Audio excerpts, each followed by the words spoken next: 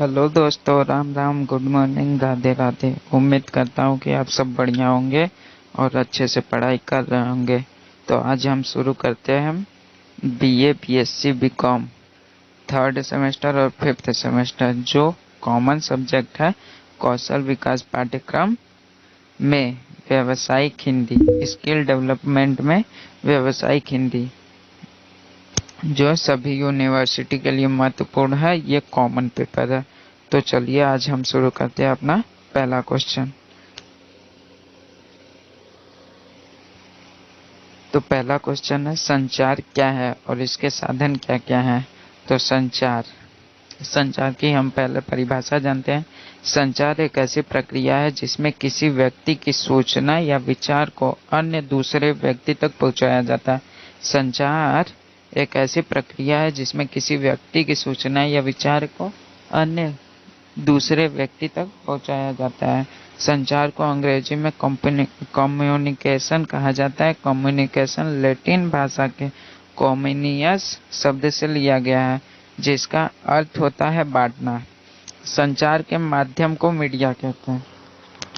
मतलब हमें अपनी बातों को पहुंचाने के लिए किसी साधन की आवश्यकता होती है, जिसे हम मीडिया कहते हैं।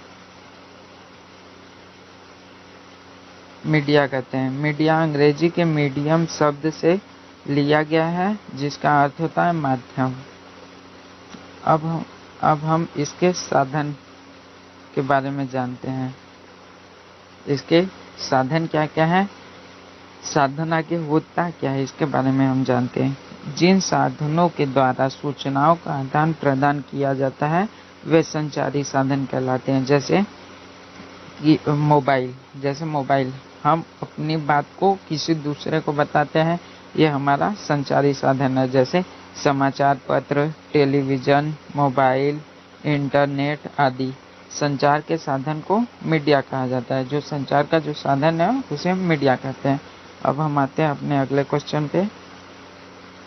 संचार के मूल तत्व कौन कौन से हैं। संचार के मुख्यतः 5 मूल तत्व हैं। पहला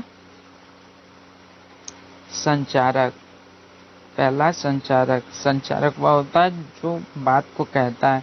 दूसरा संदेश, मतलब वह जो बात कहता है। संचार का माध्यम, मतलब वह जिस उपकरण के माध्यम से उस बात को कहता है।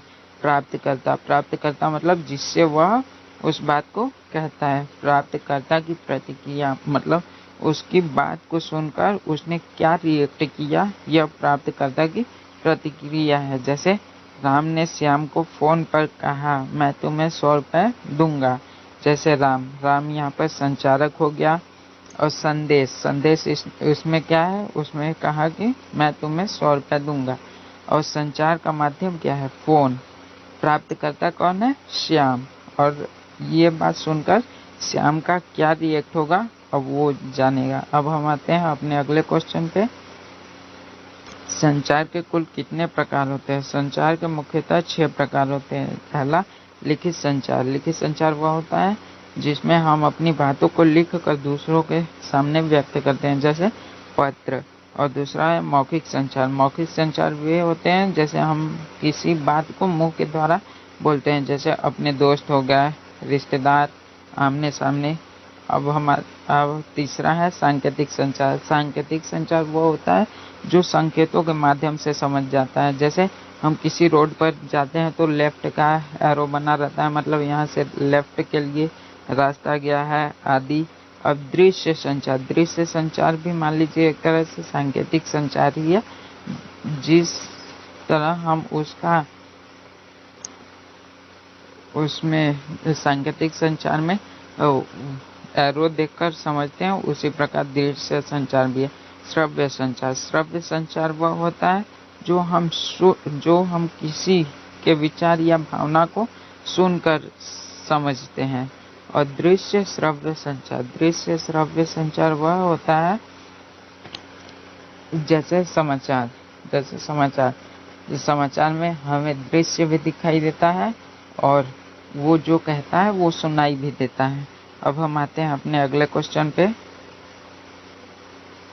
मौखिक संचार क्या होता है, परिभाषा और इसका उदाहरण क्या है। मौखिक संचार।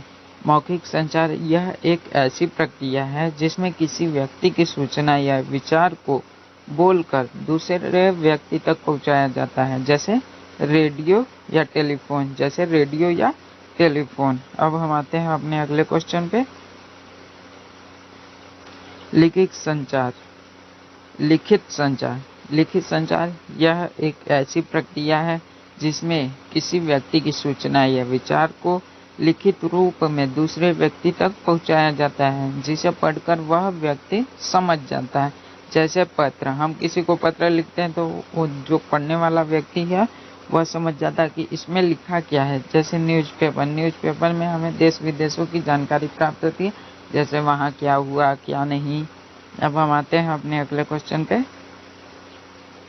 सांकेतिक संचार की परिभाषा दीजिए।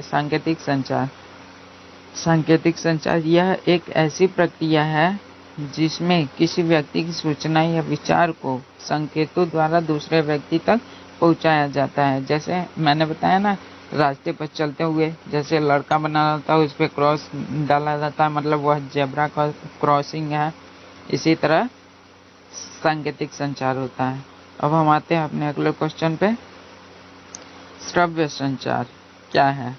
श्रव्य संचार यह एक ऐसी प्रक्रिया है जिसमें किसी व्यक्ति की सूचना या विचार को सुनकर दूसरा व्यक्ति समझ जाता है। जैसे रेडियो पर हम कोई बात सुनते हैं, कोई समाचार सुनते हैं, और जैसे हम टेलीफोन पर अपनी राय विचार को दूसरों को सुनाते हैं।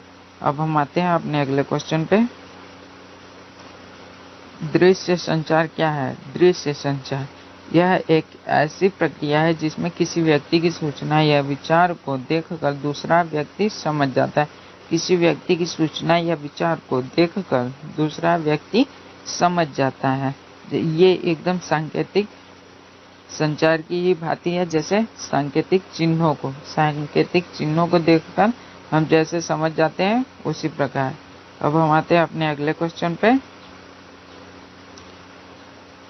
दृश्य व श्रव्य संचार क्या होता है? परिभाषा दीजिए। दृश्य व श्रव्य संचार यह एक ऐसी प्रक्रिया है जिसमें किसी व्यक्ति की सूचना या विचार को देखकर और सुनकर दूसरा व्यक्ति समझ जाता है। जैसे हम कोई समाचार देखते हैं तो उसमें दिखाता है ना कि यहाँ पर इतने लोग मर गए, और वह बोलता भी है। ठीक उसी प्रकार यह होता है दृश्य व श्रव्य संचार। इसका मुख्य उदाहरण टेलीविजन मतलब टीवी होता है। अब हम आते हैं अपने अगले क्वेश्चन पे। संचार के मुख्य उद्देश्य क्या है? संचार के मुख्य उद्देश्य, संचार के द्वारा हम अपनी बातों को दूसरों के सामने रखते हैं या प्रस्तुत करते हैं। संचार के द्वारा हम अपनी बातों को दूसरों के सामने रखते हैं या प्रस्तुत करते हैं।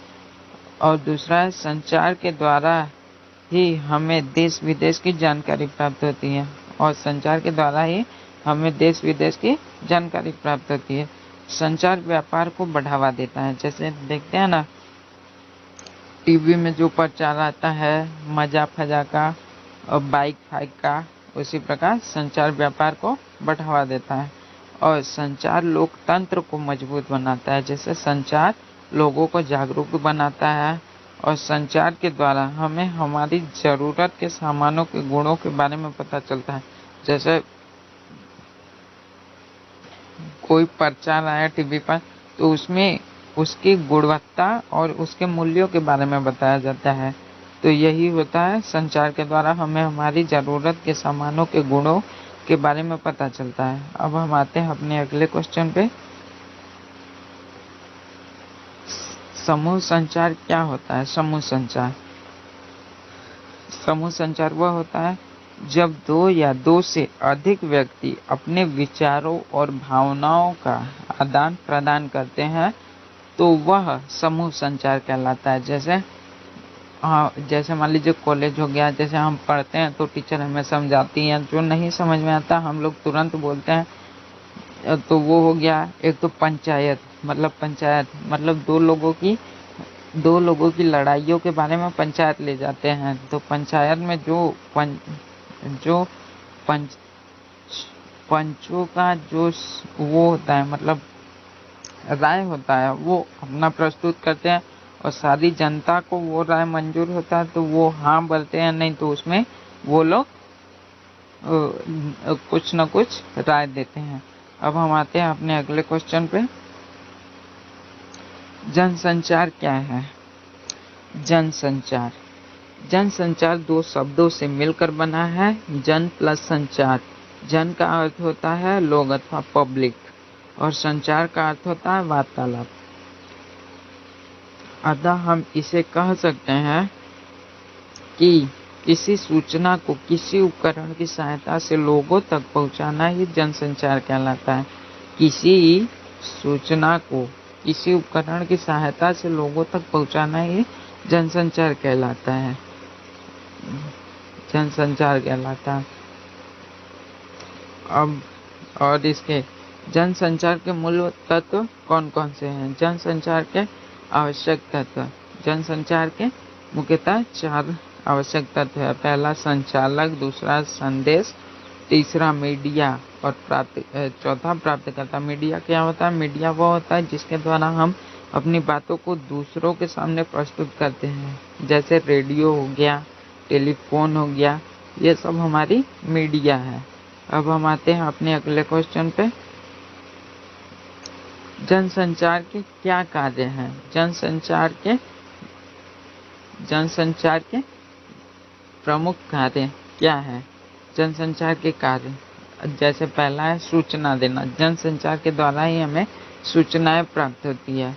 जनसंचार शिक्षा का प्रचार प्रसार करता है।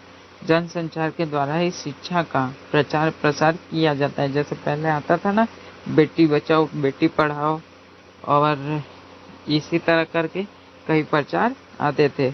और तीसरा है मनोरंजन। जैसे मनोरंजन के द्वारा ही हमें कुछ बातों की जानकारी हो जाती है। जैसे हम कहानियाँ देखते हैं, कहानियों से हमें सीख मिलती है। ठीक उसी प्रकार मनोरंजन के माध्यम में भी जनसंचार कार्य करता है। एजेंडा तैयार करना, जैसे मान लीजिए कोई किराना स्टोर खोल दिया, उसी का एजेंडा मतलब जो बैनर बनता है उसे एजेंडा कहते हैं। विचार विमर्श के मत प्रदान करना, जैसे विचार विमर्श आपकी क्या राय है उसके लिए अपना मत देना। व्यवसाय को बढ़ोतरी देना, मतलब संचार मतलब प्रचार के द्वारा ही हम व्यवसाय को बढ़ोतरी भी देते हैं। जैसे जहाँ पर एम्प्लॉय नहीं पहुँच पाते हैं वहाँ पर ये प्रचार रेडियो के माध्यम से, टेलीविजन के माध्यम से आदि के माध्यम से ये वहाँ तक पहुँच जाता है। अब हम आते हैं अपने अगले क्वेश्चन पे। जनसंचार के माध्यम क्या है? जनसंचार के मुख्यतः 2 माध्यम है। पहला है प्रिंट मीडिया। प्रिंट मीडिया क्या होता है? प्रिंट मीडिया क्या होता है? प्रिंट मीडिया जैसे जो जानकारी हमें लिखित रूप में प्राप्त होती है वह प्रिंट मीडिया कहलाती है। जैसे पत्र हो गया, समाचार पत्र हो गया, न्यूज़पेपर आदि, ये सब प्रिंट मीडिया के उदाहरण है। इलेक्ट्रॉनिक मीडिया क्या होता है? इलेक्ट्रॉनिक मीडिया वह उपकरण होता है जिसके द्वारा हमें संचार के बारे में पता चलता है। जैसे टेलीफोन हो गया, टेलीविज़न हो गया, रेडियो आदि, ये सब इलेक्ट्रॉनिक मीडिया है। अब हम आते हैं अपने अगले क्वेश्चन पे। जनसंचार के गुण एवं महत्व पर प्रकाश डालिए। जनसंचार के गुण एवं महत्व। जनसंचार का पहला जो गुण एवं महत्व है, पहला है जनसंचार के माध्यम से प्राप्त संदेश सार्वजनिक होता है। जैसे जनसंचार के माध्यम से मतलब जो टीवी पर जो मान लीजिए प्रचार ही जो दिखा रहा है वो किसी एक आदमी के लिए तो होगा नहीं, वह सभी मतलब सार्वजनिक पूरे समाज के लिए होता है। इसीलिए यह है जनसंचार के माध्यम से प्राप्त संदेश सार्वजनिक होता है, पूरे समाज के लिए होता है। और जनसंचार में संचालक व प्राप्तकर्ता में सीधा संबंध नहीं होता। जैसे कोई प्रचार दिखा रहा है तो जो उस प्रचार को दिखवा रहा है और जो देख रहा है उसके बीच में कोई सीधा संबंध नहीं होता है, वह एक दूसरे को जानते तक नहीं है। अब तीसरा है जनसंचार के लिए माध्यम का होना आवश्यक है। हाँ, जैसे देखिए जनसंचार के लिए माध्यम का होना बहुत ही आवश्यक है। जैसे मान लीजिए कोई प्रचार हमें दिखा रहा है टीवी पे, तो ये टीवी क्या है, माध्यम है। और जो दिखवा रहा है और जो देख रहा है उसके बीच में एक माध्यम कार्य करता है जो एक टीवी है, मतलब टेलीविजन है। अब आते हैं चौथे पे, जनसंचार लोकतंत्र, शिक्षा, व्यापार, चिकित्सा आदि के लिए आवश्यक होता है। जैसे कोई मान लीजिए नया हॉस्पिटल खुला, उसके लिए जो लोग प्रचार प्रसार करते हैं ना, यही बात है कि जनसंचार लोकतंत्र, शिक्षा, व्यापार, चिकित्सा आदि के लिए आवश्यक होता है। अब हम आते हैं अपने अगले क्वेश्चन पे, विज्ञापन क्या है। विज्ञापन को अंग्रेजी में एडवर्टाइजिंग कहते हैं। विज्ञापन को अंग्रेजी में एडवर्टाइजिंग कहते हैं, जो लैटिन भाषा के एडवर्टर शब्द से लिया गया है, जिसका अर्थ होता है मोड़ना। विज्ञापन को अंग्रेजी में एडवर्टाइजिंग कहते हैं, जो लैटिन भाषा के एडवर्टर शब्द से लिया गया है, जिसका अर्थ होता है मोड़ना। विज्ञापन, अतः हम इसे कह सकते हैं, विज्ञापन एक ऐसी व्यापारिक प्रक्रिया है जो किसी वस्तु की जानकारी देकर ग्राहक को अपनी ओर आकर्षित करती है। आकर्षित मतलब मोड़ती है, अपनी तरफ खींचती है। अब हम आते हैं अपने अगले क्वेश्चन पे, विज्ञापन की विशेषताएं क्या है। विज्ञापन की क्या विशेषताएं।